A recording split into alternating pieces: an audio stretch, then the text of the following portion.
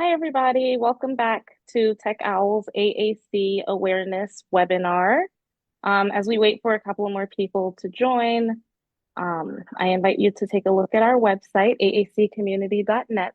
Take a look at the upcoming webinars next week and the following Wednesday.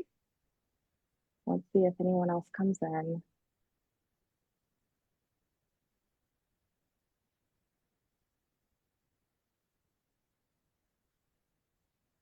All right, looks like we're good to go. So welcome back to TechOWL's AAC Awareness webinar series for the month of October 2024. My name is Ming McLinden, and today I'm going to be presenting on cultural and linguistic diversity considerations for AAC. As far as logistics go, we do have live transcription captioning enabled. You might have to update your Zoom account to the latest version of Zoom to access these captions. I'm going to ask that you type any questions that you have in the Q&A feature and use the chat feature for comments. There will be time at the end of the presentation for questions. I'm going to ask that we don't stop me during the presentation because I'll lose my train of thought. But if you're like me and you feel like you need to get your question out immediately, feel free to put it into the Q&A feature, and then know that I'm not ignoring you. I will get to it at the end. Our objectives today are first to understand cultural competence and why it's important when we're working with individuals who use augmentative and alternative communication devices. I would like for the audience to be able to identify at least 3 ways to censor the AAC user's identity when programming an AAC device by the end of this presentation. And finally, by the end of the presentation, the audience should be able to identify and acknowledge any clinical limitations of cultural and linguistic diversity considerations when working with AAC users. As a presentation disclaimer, I am a speech language pathologist who specializes in augmentative and alternative communication, so I am speaking from that perspective. Throughout the presentation, I will use a variety of identity first and person first language to accommodate people who have both of those preferences. So for identity first, I may say things like AAC user, and person first, you'll hear me say person who uses AAC. To get us started, we're just going to review some terminology. There are a lot of acronyms in this presentation, and so I defined a few of them here. As others come up throughout the presentation, I'll make sure to define those as well. But one that comes up a few times in the presentation is AAE, which is, it stands for African American English. It's a broad term, but it refers to the general English dialect that's spoken by Black communities in the United States, not just African American communities, but all Black communities in the United States. CSD is Communication Sciences and Disorders. This is an umbrella term for the professions of speech language pathology and audiology. Throughout today's presentation, I'm going to focus on speech language pathology. Dialect refers to a form of language that is specific to a region or group, and it's generally characterized by grammatical structures, vocabulary, and pronunciation differences. SAE is Standardized American English, and throughout this presentation, you'll hear me refer to it as Standardized American English instead of Standard American English, because recently there has been a push to sort of demote this dialect and put it on the same platform as other forms of other dialects of American English. But anyways, Standardized American English is a broad term that refers to English dialects that are spoken primarily in white communities, with some exceptions. It doesn't really cover the dialect of English of the white communities that you'll find in the Appalachian region of the United States. Anyway, Standardized American English is also sometimes referred to as mainstream American English, and in some research, it's referred to as academic English. Symbol-based systems are augmentative and alternative communication systems that use picture-like symbols, and then text-based systems are augmentative and alternative communication systems that operate using a text-to-speech system or text-to-speech formatting. Some systems have a hybrid or like a combination of these two systems, but for the most part, I'm going to be talking about symbol-based systems, and I'll touch on text-based systems a little bit in this presentation. And with that, we'll get right into the history of diversity in the field of communication sciences and disorders. And we're going to start by going back in time to the late 60s when diversity is not really a buzzword that's floating around. This is the decade following the Supreme Court's passing of Brown versus Board of Education, where the Supreme Court says, racial segregation in schools is unconstitutional. And that event sort of sets off the civil rights movement, where you're starting to see a lot of people in the Black community fiercely advocating for civil rights and for equal and similar civil rights that their white counterparts get to enjoy. But anyways, in the late 60s, again, diversity is not the buzzword that's floating around. If you're different, it's not a good thing. It's not a thing to be celebrated. And this is true even for language and dialect in the United States. And so there's this researcher who publishes some pretty denigrating research on African American English as a dialect. His name is Deutsch. He goes by the name of C. Deutsch. And he publishes this in 1967, just stating that African American English is it's poor in syntactical structure. It's very simple. It has a lot of unfinished sentences. And he's taking the stance of African American English being this sort of substandard dialect of English. It's not valued at all by him. But there are other linguists who have different opinions, and two of them come along 2 years later after Deutsch publishes his research. One of them is William Labov, who is challenging this idea that African American English is deficit in any way. And then the other is Walt Wolfram, who also independently in 1969 is investigating the differences between AAE and SAE, so African American English and Standardized American English. And what ends up happening is Labov and Wolfram both publish their research independently, coming to the conclusion that African American English is this rich, rule-governed language system that is not a deficit or a substandard version of the standardized American English that is seen in white communities at the time, but it's just a dialect. It's just different. So there's no difference, or there's no disorder here in these African American English speaking populations. There's just a difference.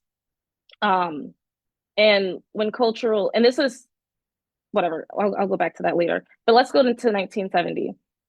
Black researchers in the field of speech language pathology understand that like the kids that they're working with, especially the culturally and linguistically diverse kids that they are working with, are not necessarily disordered, but they are starting to see this trend of these children being labeled as disordered or being identified as having speech and language impairments for using speech and language forms that are consistent with the dialect in their communities. So you start getting these whisperings in the field of speech language pathology among your Black speech and language therapists and researchers. And in 1970, the Division of Hearing and Speech Sciences at Vanderbilt University School of Medicine and the Department of Speech Pathology and Audiology at Tennessee State University sort of collaborate to develop a graduate level training in communication sciences and disorders, but this training focuses solely on minority groups, the minority groups that they're going to be treating. Later on in the 1970s, you have the first meeting of the National Black Association of Speech, Language, and Hearing, where again, these Black speech language pathologists are researching this idea of difference versus disorder that are specific to the Black community, but they're also researching other concerns that are specific to cultural and linguistically diverse communities within the field of communication sciences and disorders. And as the research continues, there's increased efforts to recognize language differences, not as deficits, but just as differences. And so you have people like Orlando Taylor, who's coming from Howard University at the time, Ida Stockman's coming out of Michigan State University at this time. Faye Cook is coming from the University of the District of Columbia. Harry Seymour is coming from the University of Massachusetts at Amherst. And then Kay Payne is also coming from Howard University. So this takes us into early 1980s. In 1980, Faye Cook and Ida Stockman, again, these are two researchers from two different universities, they get a grant together. And their grant is one of the first grants of its kind, but they get to do some research on the development of African American English. What they end up finding is that speakers from non-standardized American English dialects develop their semantic language skills, so their use of words to convey meaning, in the same way of speakers of standardized American English dialects. And even though, you know, they're realizing that the semantics of the semantic features of the two dialects are different, but the way that these semantic features or semantic language skills are developed is the same. And they continue to support the research efforts to increase awareness of cultural and linguistic diversity in the field of speech language pathology. And then in 1983, the American Speech Language Hearing Association, ASHA, they finally get a committee on the status of racial minorities, and they publish this policy that officially takes a stance on difference versus disorder. And so they start encouraging speech language pathologists in the United States to focus on assisting people who have true communication disorders and avoid diagnosing people who are using different dialectal features that are consistent with their own dialect, but different from the standardized American English dialect with speech and language disorders. And then in 1986, there is, at the ASHA convention, the American Speech Language Hearing Association's convention in 1986, there's a conference topic, and it focuses on concerns for minority groups in communication disorders. They discuss the development of linguistic norms for non-mainstream populations. So they're talking about, they're talking about things like the pragmatic language that is present in the Black community, but also some other topics. So like articulation and pronunciation of words that are prevalent within the African American English speaking dialect.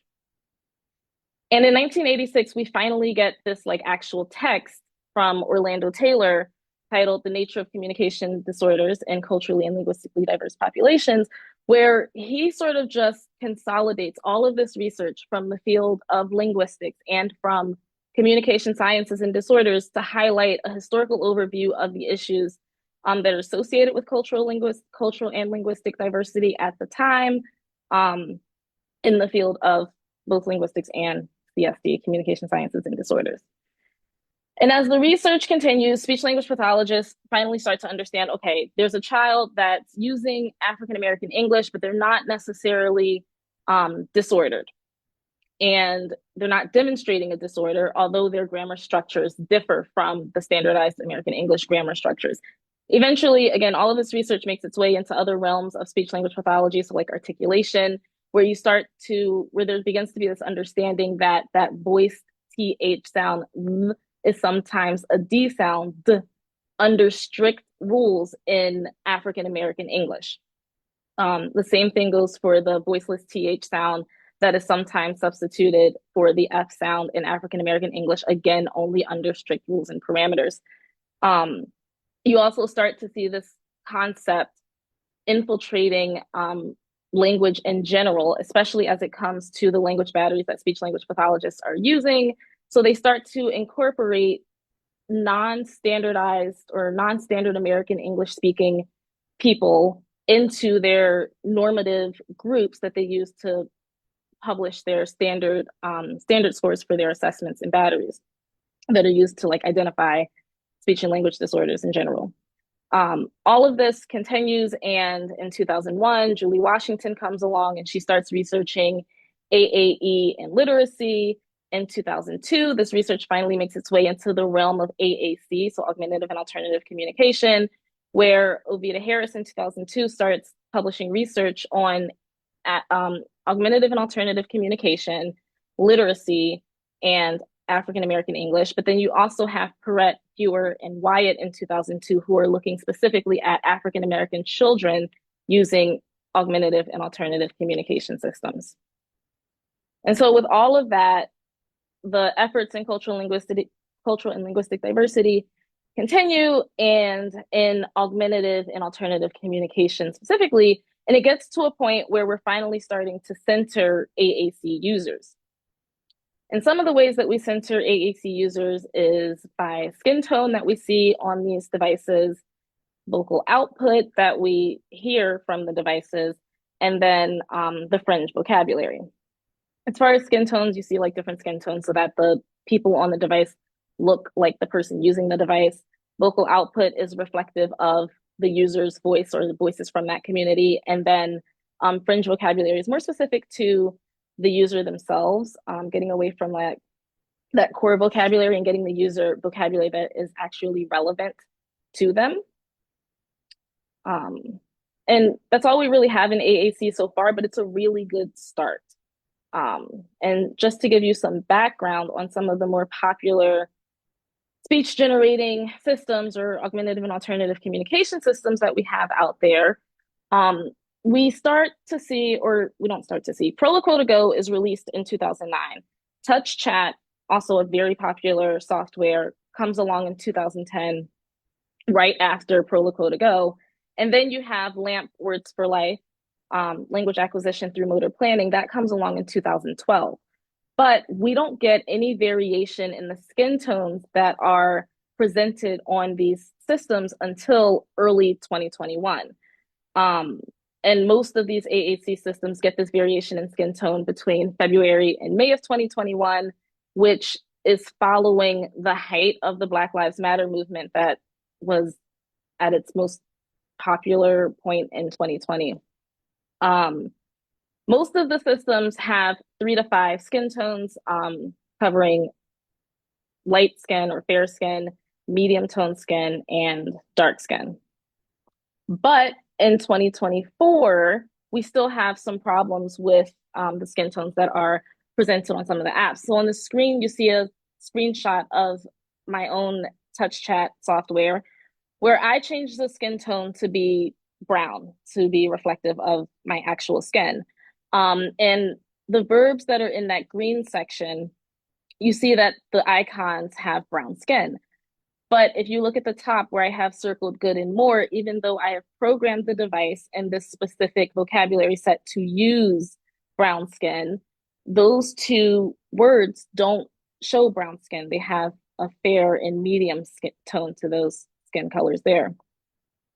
So in 2024, there are things that I still have to do to circumvent this. And one thing I have to do sometimes is change the symbol that I'm using. So instead of using just a thumbs up for good, I have to use a stick figure with brown skin holding their thumb up to represent good. And for more, I have to use a symbol that has many squares on one side and 2 squares on the other side, with an arrow pointing to the side that has many squares on it to indicate that there's more happening here. Vocal output. So after or around the same time that we get skin tone variation on our AAC devices, but a little bit later, it's in December of 2021, you start getting some vocal output out there, especially on like our PRC Saltillo devices, to reflect different people in the United States specifically.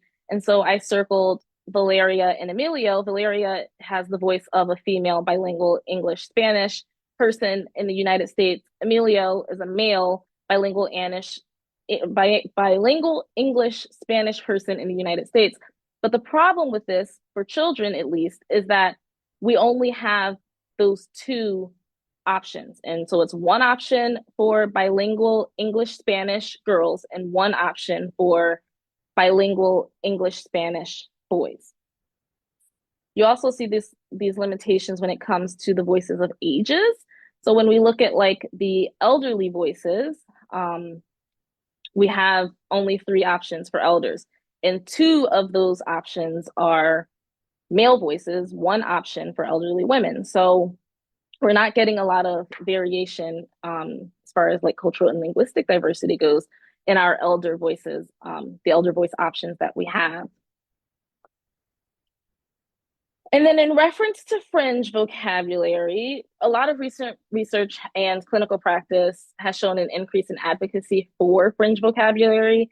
So these are things that are specific to the person using the AAC device, beyond core words. And so on the screen, I have Play-Doh. So this is vocabulary that's specific to playing with Play-Doh, and not just core words. As far as fringe vocabulary goes, SLPs have mostly led the charge on making sure that their clients and consumers have fringe vocabulary on their devices, um, when it's not already reflected on the device programming as it comes preset. But all of this still isn't enough to center our AAC users. And if we want to start to see more progress with our AAC users, and start to hear more, we have to sort of, highlight that cultural competency that's really, really critical and important at this point. And so some of the cultural and linguistic diversity factors that I will talk about in this presentation are on the screen. This is not an exhaustive list of cultural and linguistic diversity considerations to think about, but it is a start. And we won't go through all of these individually because some of them do have overlapping implications. And just so you know, the only two things that we are going to talk about, in a comparison or from a comparison point of view, are race and gender. And that's going to be discussed relative to the general United States population, including people who have speech and language disorders, as it compares to the population of speech language pathologists. So the people who are treating those speech and language disorders in the general United States population. So we're going to start with the United States, ASHA. So the American Speech Language Hearing Association in the United States represents both speech language pathologists and audiologists. But again, for the sake of this presentation, I'm only talking about speech language pathologists. And ASHA represents more than 206,000 speech language pathologists and exactly 786 speech language pathology assistants as of December 31st, 2023. Of the 206,000 speech language pathologists, at the end of last year, 90.5% of them self-identified as white, 7.2% self-identified as Hispanic, 3.8% self-identified as Black, 3.2% self-identified as Asian, and only 0.3% identified themselves as being American Indian or Alaskan Native. Those same speech language pathologists have an overwhelming majority identifying as female, with 96.3% self-identifying themselves as female and 3.5% identifying themselves as male. But when we look at the United States, that had, in the middle of last year, almost 335 million people in its population, only 58.4% of the population was white alone, or identified as white alone. 19.5% Hispanic, 13% Black, 6.4% Asian, 2.9% American Indian or Native. And then as far as women and men go, or male and females go in the United States demographics, you have 50.5% who are identified as female and 49.5% who are identified as males. Because we are TechOWL and we are in the state or the Commonwealth of Pennsylvania, I thought it was important for me to look at the demographics of Pennsylvania specifically, which has a total population of 13 million as of last July. 73% of these 13 million people are white, 11% are Black, 8% are Hispanic, 4% Asian, again, 0.2%, very small percentage American Indian or Native. And then because of where Temple University is housed, it's also important for me to look at the population or the demographics of Philadelphia, which has a total population of 1.59 million, and 39% of this population is Black, 33.5% is identified as white, 7.5% is Asian, 12% as Hispanic. And so what we see here is this glaring mismatch as you put the numbers side by side for the US general population and the population of speech language pathologists represented by the American Speech Language Hearing Association, there's just this glaring mismatch, right? Um, so it's really important to understand this because what we see is that we have this one group that is overwhelmingly represented and in speech language pathology. That group is white people, um, and specifically women, and specifically white women, compared to the U.S. general population. And understanding this mismatch is really important because speech language pathology is a very privileged position. Um, think about going into someone's house, telling them, doing an evaluation, telling them they have a disorder, and then telling them, okay, you also have to use this very clunky device to communicate. It's even more privileged when we're doing this with no regard for cultural sensitivity. Because again, the speech language pathologist is the expert on communication disorders. So if I am a white woman in the United States with a speech language pathologist or with a speech and language disorder who needs an AAC device, and I get a speech language pathologist who is also a white woman, I'm more likely to have AAC intervention that is reflective of my cultural and linguistic diversity background. Not all the time, not 100%, but it's more likely. And so taking this privilege into consideration is very important. So when we're looking at this, we need to think about the implications of racial and ethnic background as it relates to augmentative and alternative communication. First of all, an augmentative and alternative communication device makes an invisible or an otherwise invisible disorder very visible. And it doesn't just make the speech and language disability visible, it makes it prominent, right? We have to think about the fact that in some minority communities, disability is still stigmatized, and adding this giant AAC device, even if it's sleek and new, adding this giant AAC device does not help with that stigmatization. Um, Although it does help with the communication needs that are present. And in 2017, a researcher, Joginder Singh, did a research study, and he found that Malaysian parents held preference for natural speech. They understood that these AAC devices were helpful to their children's speech and language development, but they still held preferences to um, those that natural speech or the use of oral language. When we're looking at communication styles, it's important to understand that a lot of these English generating speech devices that are symbol based are pre-programmed to use a communication style that is reflective of standardized American English. Understanding that standardized American English is very direct and very ordered, these devices or the symbol based devices follow that format. But in other American English dialects, that is not the style of communication that's used. A lot of times, the style of communication used in other American English dialects follow like this indirect storytelling format where you start what they call in journalism in media res, which means you start in the middle of things.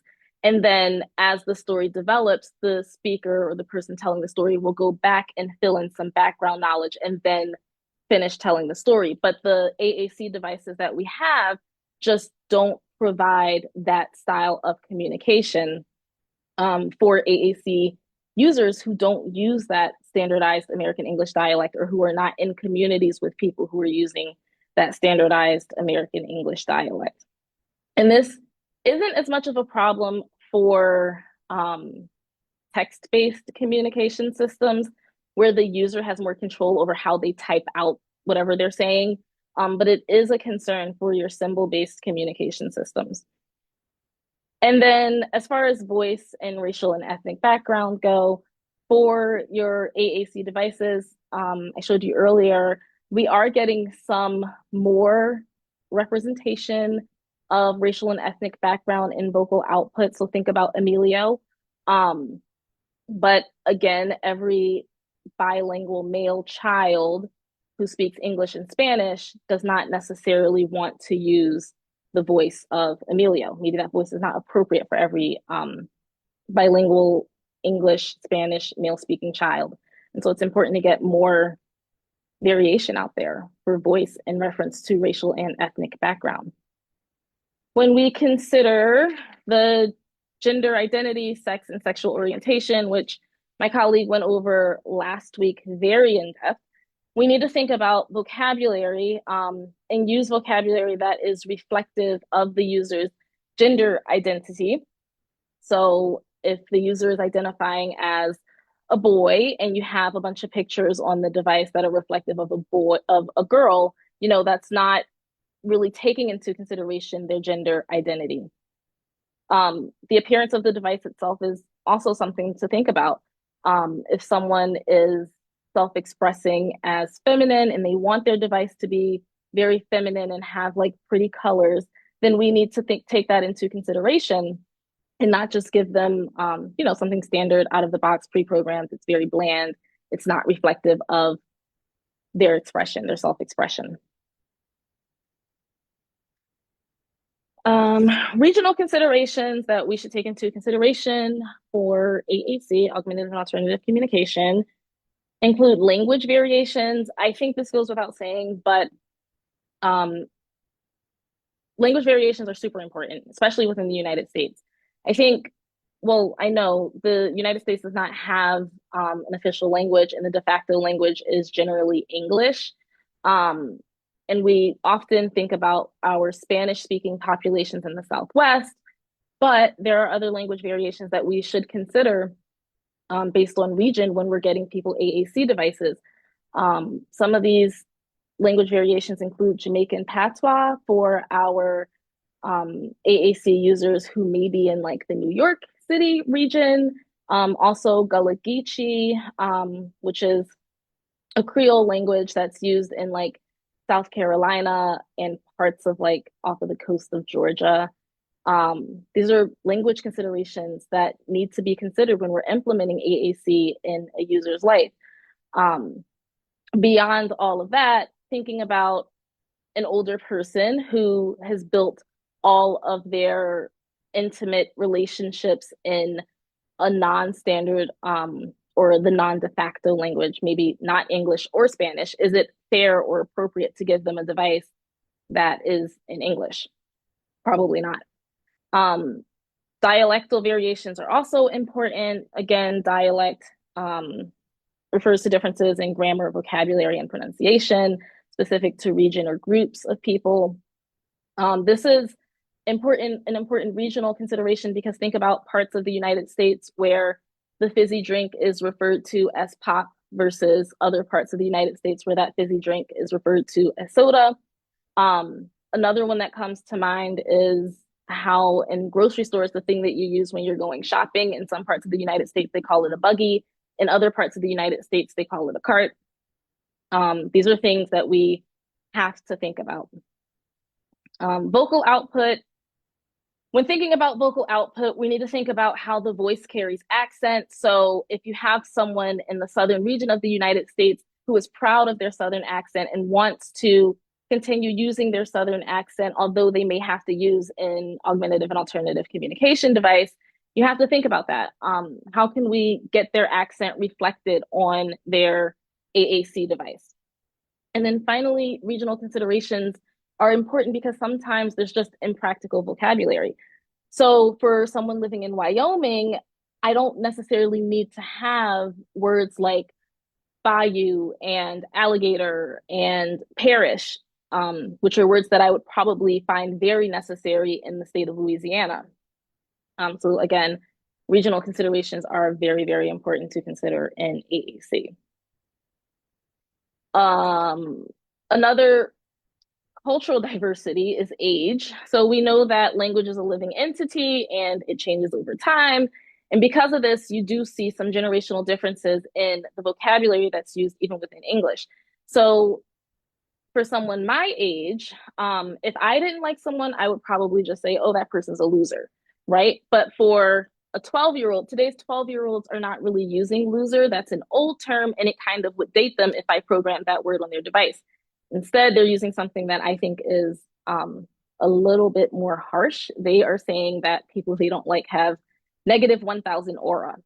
So that's a phrase that I would have to put on a younger person's device that I wouldn't put on a device for me because I wouldn't say that to someone. Um, Appearance of the device is also really important. For if you're using an AAC system with an older man who's maybe like, I don't know, 65 years old, and recently had a stroke, you're not going to give him, or you shouldn't give him, a device that has a bunch of childlike symbols. Thinking about how that can be a little bit demoralizing for this older man. I'm not stupid. I'm not a child. I'm an adult man. I want a device that is reflective of my age. There's also size that needs to be a consideration for AAC users. A 3-year-old might be very physically, quite literally physically overwhelmed carrying an iPad Pro size device, but maybe they would do better with something smaller. But you'd also have to consider size for older users, like a 16-year-old who can carry an iPad Pro size device, but again, thinking about that, making that invisible disorder very visible, is it appropriate to give them a large device? Why not give them a device that's smaller in size and maybe cell phone size so that you're getting that buy-in from them, that desire to use the device? Because that social um, that social status among their peers is really crucial and valuable to them. So giving them something that is small and that is similar to what their peers are carrying around and doesn't necessarily make it glaringly obvious that they're different is an important consideration. So religion is another big cultural influence. Religion has a large influence on some cultures, and for some people, religious communities are very, very important. These people may find it necessary to have vocabulary associated with their religion on their device. So thinking of like single words that could be programmed on the device, maybe like religious garb. So things like a hijab or a yarmulke, or even the stoles that you see on robes in the Catholic faith. Those are things that might be relevant to a user and things that should be considered when programming their device. You might also want to add vocabulary for any religious text that the user may find important or relevant, and any vocabulary that is specific to religious ideology and religious doctrines. But beyond just single words, sometimes there are entire phrases that may be beneficial to a person's religious background, and they may want to use those phrases. So thinking about how in the Catholic Church and the Black Southern Baptist Church, there's a lot of call and response that's engaged in. A secular example of call and response would be like in the classroom when teachers say, 1, 2, 3, eyes on me, and then the students respond, 1, 2, eyes on you. If that call and response interaction is important for someone's religion, maybe it's important to think about phrases that can be programmed on the device for the user, so that they can participate in that shared bonding experience with other members of their religion. And then we also need to think about considerations for disability, thinking about how speech and language impairments don't exist in a silo, and sometimes they do co-occur with other disabilities. We need to think about accessibility. So for someone who has low vision, trying to implement auditory scanning can be helpful. But if someone has both low vision and hearing impairments, auditory scanning might not help. So thinking about, is there a way that I can connect a refreshable Bluetooth enabled braille display to the AAC device so that this person can use this AAC device to communicate? When we're thinking about efficiency, we want to think about the ease of use for the person with disabilities or with the disability. So someone with ALS probably would not find using touch selection on a high tech speech generating device to be efficient at all. They probably benefit a bit more from an eye gaze system. Thinking about the appearance of the device again, so this is just what the device looks like.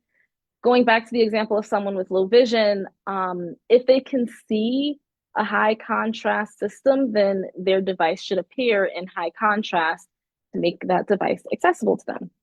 And then again, vocabulary, it might be important to program vocabulary that is relevant to the user's disability as it needs to be shared. Maybe you have like a page of vocabulary relevant to the disability that you share with a doctor, but maybe that is drastically different from the vocabulary that you'd share with a waitress or someone who is providing transportation. We can consider all of these cultural and linguistic diverse factors, but more important than any of these considerations is collaborating with the AAC user, their family, and their friends, because obviously the AAC user is the person we want using the device to build and maintain those social relationships with their family and friends.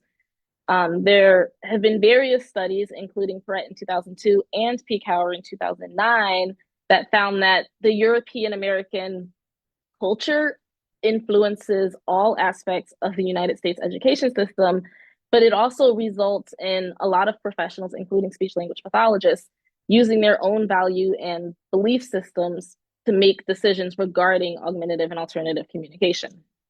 2002 was more than 20 years ago. 2009 was 15 years ago at this point.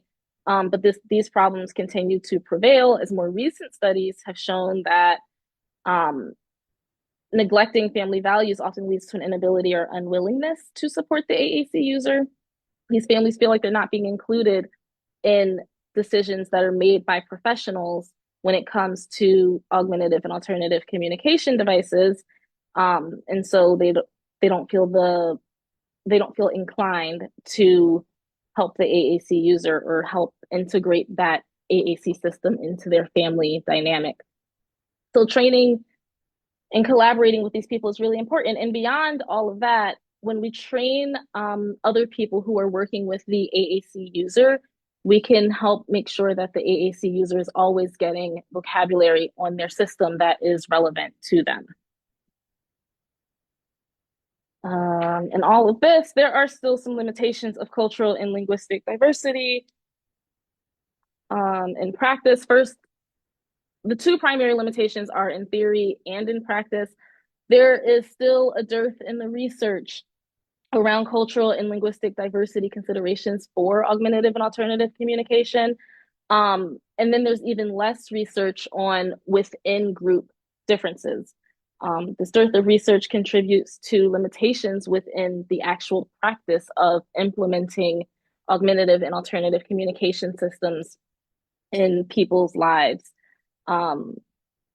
Again, there's this overrepresentation of one group, very little representation of other groups. There's not enough research out there on these culturally and linguistically diverse groups.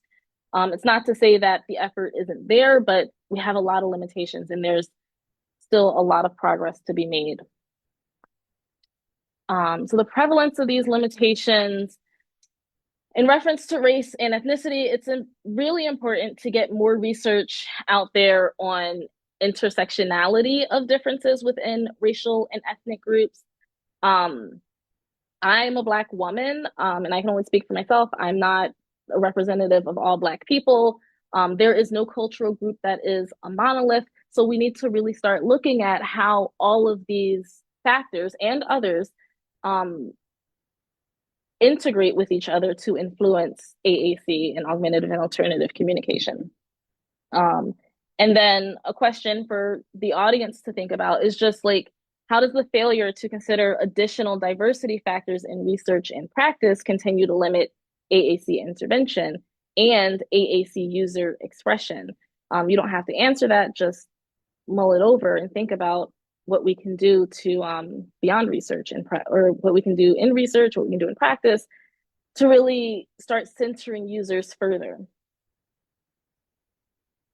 I can say that this hour-long webinar is not enough, and it's crucial for speech language pathologists and people supporting AAC users to really start thinking about how they can further center the AAC users in their lives.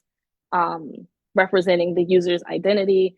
One place you could start is consulting with speakers of the language or the dialect, or consulting with people from those other culturally diverse backgrounds, contacting the local chapter of the National Black Association of Speech, Language, and Hearing, which it's not only representative of the Black community, but it is the largest organization in the United States that represents all non-white marginalized groups. They do a lot of research on non-white marginalized groups.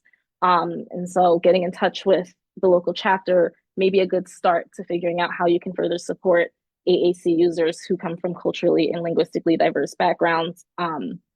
Reach out to linguists, socio-linguistic researchers, applied linguistic researchers. A place where you can find these people is the Center for Applied Linguistics.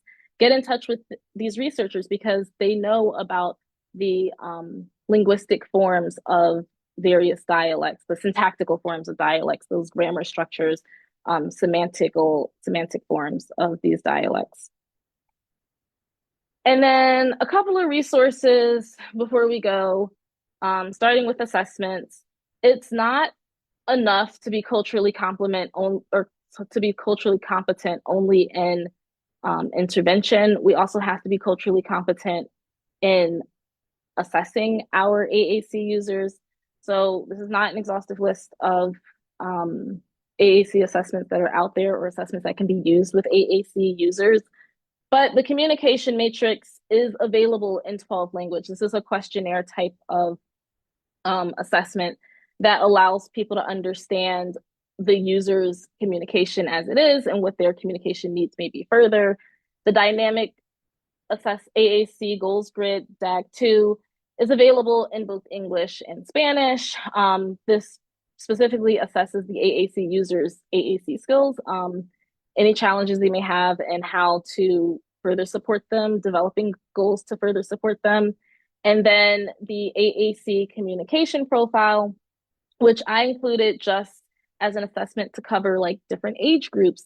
The AAC communication profile can be used with both children and adults. Children is youngest too, but also adults, to measure communication competence, using AAC systems, and reevaluate their skills or reevaluate the skill levels of the AAC user. And then there are partner assessments that also need to be completed. The communication partner profile looks at how we are communicating as partners of AAC users. How are we communicating with them? Are we speaking to them the way that we speak to everyone else who uses oral language? Things like that. And then ASHA, the American Speech Language Hearing Association, has cultural competence check-ins available on their website for anyone, but especially speech language pathologists, to engage in self-reflection, to look at their cultural responsitivity, look at gender inclusivity and policies and procedures check-ins. So that's for like SLPs to look at how the policies and procedures of their workplaces promote or acknowledge cultural and linguistic diversity. And at the end of it all, it's all about the user anyway. So we want to make sure that we get these users centered in their AAC devices and just focus on them, because we want them to engage with us, but not only engaging in the idea of expressing wants and needs, but engaging in the idea of building and maintaining relationships with their loved ones. And that is that. Questions? Let's see what's out there. Ming, we do have one question in the Q&A. I can read it out loud. Yeah, the question is from Ari. Similar to what you mentioned earlier with English, I imagine that similar issues happen with languages like Spanish, where the device uses forms that are standardized and considered more mainstream, such as Castilian Spanish or general Latin American Spanish without regional varieties. In your experience, have you seen multilingual AAC users incorporate dialects in languages other than English into their systems? And if so, how? Unfortunately, I have not. It's very rare to get that dialectal representation in AAC in general. We're just now getting to a point in AAC where we're getting more languages beyond English and Spanish even. So it's unfortunate, but I have not seen that. I would love to see it though. Maybe that's something researchers can think about in the future.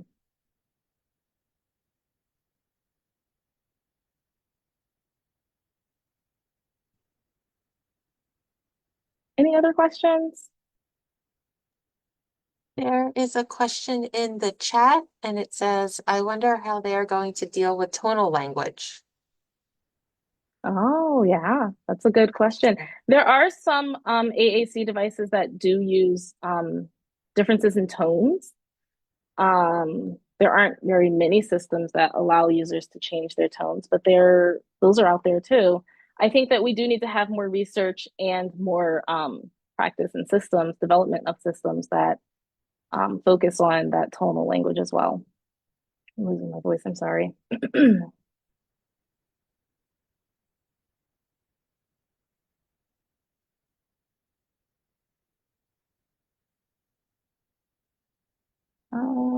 I see one from Kelly White. Does Temple have a program that encourages high school students to consider speech and language careers? For example, when I was at LaSalle, they were beginning a program where they were going into the neighborhood high schools that have predominantly non-white students to talk about careers in speech language pathology. So I don't work in the communication sciences and disorders department at Temple University. I'm not entirely sure what their department is doing to promote or get people more interested in speech language pathology. I do know that the local chapter of the National Black Association of Speech and Language Hearing is trying to do more outreach to promote or get high schoolers interested in speech language pathology, promoting it to high schoolers or promoting it to students who are already in university studying. But I don't know what Temple's communication sciences and disorders department is doing.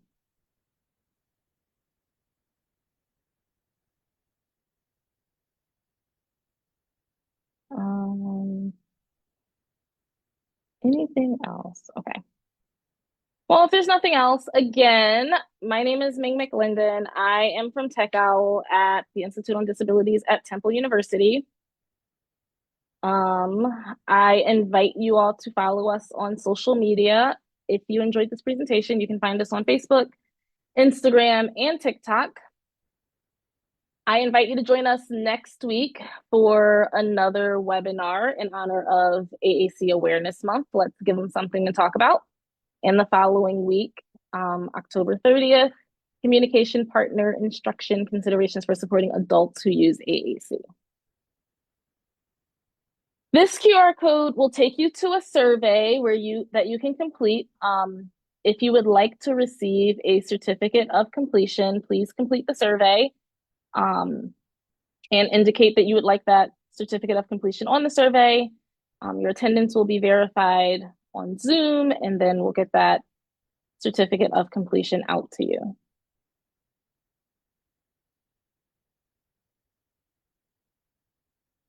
Anything else?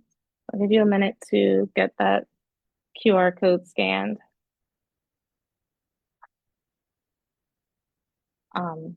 Thank you. Thank you for attending, everybody.